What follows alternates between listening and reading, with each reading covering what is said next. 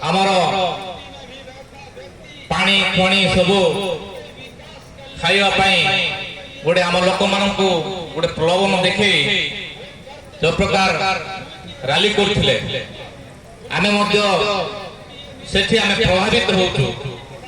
ए होउछि हमर भूल। आमर पानी आमर जमी आमर खणी आमे गरीब तेणु आमे चिंता करबा समय आछि से प्रलोभन रे जेते कि आमे आदिवासी 79% आमे आदिवासी अछु से भितर आमे प्रभावित हवा नै। जो खणी रायगड़ा जिल्ला रे अछि मैत्रुत्व हो आमर टिकिर कंपनी हो जेके कंपनी हो इंफ्रा हो वेदांत कंपनी हो कोटी कोटी हजार हजार एकर आमर जमी लूट कर नौछन्ते एवं आमर आदिवासी माननको आखिरे धूली पकाउछन्ते। कोटी कोटी खणी संपत्ति नौछन्ते आमको अणदेखा करछन्ते।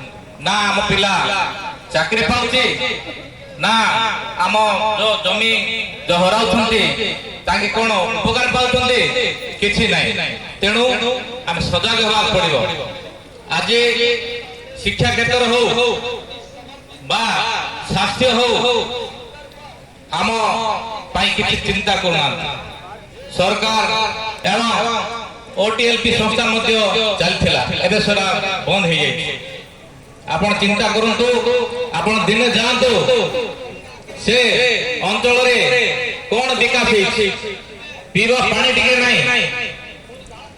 ऊपर द्वार गड़ी तल द्वार गड़ी मु चली चली आइथिले 6 किलोमीटर सरकार योजना वंचित ना रास्ता ना अंगनवाड़ी सेंटर ना स्कूल। ये होती आम मानकर आम आदिवासी अंचल को अणदेखा करा कोटी कोटी टंका खर्च होइছে।